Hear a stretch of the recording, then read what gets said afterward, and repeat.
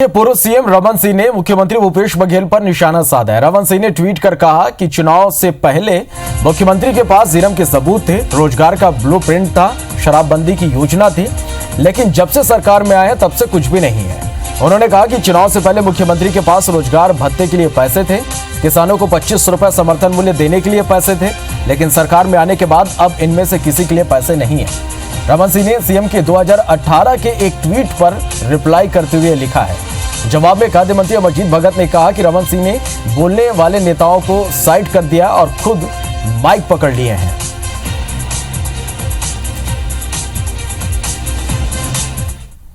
उनका एमएसपी पे धान खरीदना और राजीव गांधी न्याय योजना के तहत पैसा रिलीज करना कोई सामान्य व्यक्ति नहीं कर सकता है। जिसके जिगर में दम है वही कर सकता है। जो बोलने वाले सभी लोगों का तो आवाज़ उन्होंने बंद कर दी है।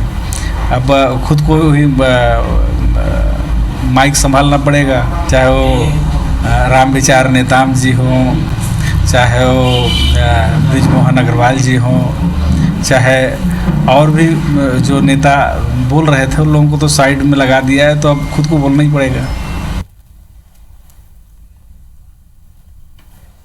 चलिए, और इस खबर पर हमारे साथ बीजेपी प्रवक्ता श्रीचंद सुंदरानी जी हमारे साथ फोन लाइन पर जुड़े हैं। सुंदरानी जी, बहुत बहुत स्वागत है आपका एबीसी 24 में।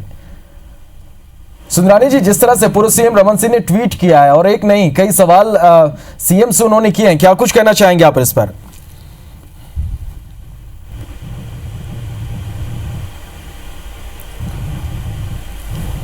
सुंदरानी जी, आप तक मेरी आवाज पहुंच रही?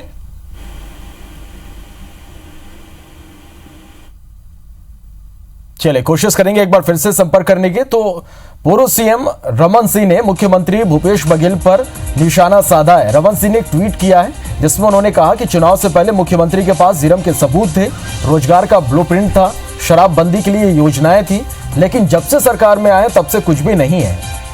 उन्होंने कहा कि चुनाव से पहले मुख्यमंत्री के पास रोजगार भत्ते के लिए पैसे थे, किसानों को 25 रुपए समर्थन मूल्य देने के लिए पैसे थे, लेकिन सरकार में आने के बाद अब इनमें से किसी के लिए पैसे नहीं हैं। आपको बता दें कि रमन सिंह ने सीएम के 2018 के एक ट्वीट पर रिप्लाई करते हुए उन्होंने ये लिखा है। तो बड़ी खबर इस वक्त की, पूर्व सीएम रमन सिंह ने मुख्यमंत्री भूपेश बघेल पर निशाना साधा है। एक ट्वीट उन्होंने किया है और कई सवाल इस ट्वीट के जरिए उठाए हैं। चुनाव से पहले मुख्यमंत्री के पास जिरम के सबूत थे, रोजगार का ब्लूप्रिंट था, शराबबंदी के लिए योजनाएं थी, लेकिन जब से सरकार में है तब से उनके पास कुछ भी नहीं है।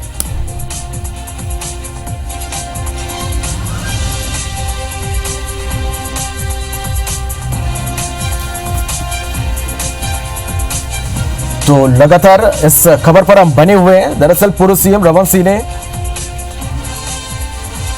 सीएम भूपेश बघेल के 2018 के एक ट्वीट पर रिप्लाई करते हुए उन्होंने ये सब कुछ लिखा है और उन्होंने लिखा है कि चुनाव से पहले भूपेश जी के पास ये सब था।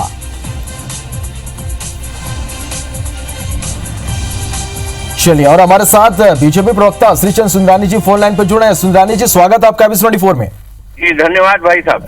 जिस तरह से सीएम ने एक 2018 के ट्वीट पर रिप्लाई करते हुए एक नहीं कई सवाल उन्होंने किए हैं सीएम से, क्या कुछ कहना चाहेंगे आप इस पर? देखिए, डॉक्टर रमन सिंह जी ने जो बातें उठाई है, निश्चित रूप से भूपेश बघेल जी जब विधायक थे, मैं स्वयं भी विधायक था, विधानसभा में, विधानसभा के बाहर और कांग्रेस के अध्यक्ष होने के नाते लगातार हमले करते थे और झीरम घाटी के सब प्रमाण होने की बात करते थे। जेब में मेरे प्रमाण पड़े हैं, जब अवसर आएगा मैं कर दूंगा इसको सार्वजनिक। 1.5 साल हो गया, 1.5 साल से अधिक समय होने जा रहा है वो मुख्यमंत्री बने हैं। उन्होंने झीरम घाटी के जितने भी प्रमाण उनके पास थे उनको सार्वजनिक करना चाहिए। झीरम घाटी से पर्दा उठना चाहिए। उन शहीदों के हत्यारों को सजा मिलनी चाहिए, चाहे वो प्रत्यक्ष रूप से इन्वॉल्व रहे या अप्रत्यक्ष रूप से जो लोग इन्वॉल्व रहे, इन सारे लोगों के ऊपर से पर्दा हटना चाहिए। ठीक बात उठाए डॉक्टर रमन सिंह जी ने। नौजवान बेरोजगार है, मुख्यमंत्री आवास के पास आत्महत्या का प्रयास करते हैं। निश्चित रूप से बेरोजगारी भत्ता देने की बात मुख्यमंत्री जी ने कही थी कांग्रेस अध्यक्ष होते हुए। 10 लाख नौजवानों को बेरोजगारी भत्ता देंगे। पूरे प्रदेश की जनता की आंखों में धूल झोंक कर शराबबंदी की बात इन्होंने की थी। बड़े विश्वास के साथ जनता ने इनको वोट दिया। इनके लोक लुभावने जो घोषणा पत्र था उस पर वोट दिया। इन्होंने एक भी वादा पूरा नहीं किया, चाहे वो प्रॉपर्टी टैक्स हाफ करने की बात हो या बिजली बिल हाफ करने की बात हो। तो डॉक्टर रमन सिंह जी ने उसी ओर ध्यान आकर्षित किया। जब आपके पास प्लान था शराबबंदी का तो कर दो शराबबंदी। आपके पास झीरम घाटी के प्रमाण है तो दे दो झीरम घाटी के प्रमाण। आपके पास बेरोजगारी दूर करने के प्लान तैयार था तो आप कर दीजिए बेरोजगार दूरी।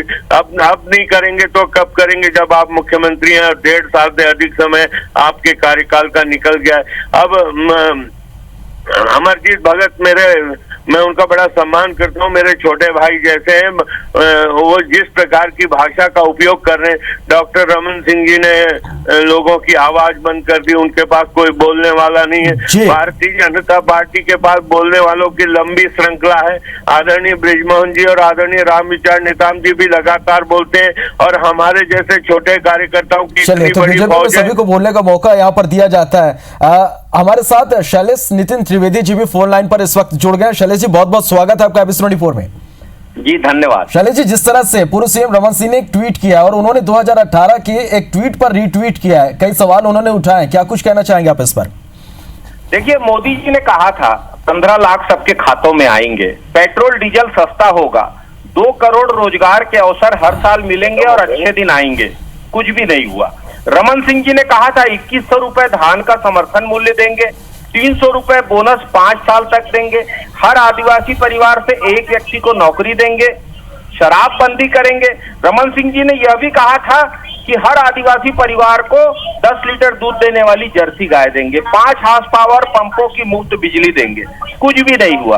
दरअसल ये भाजपा के डीएनए में है।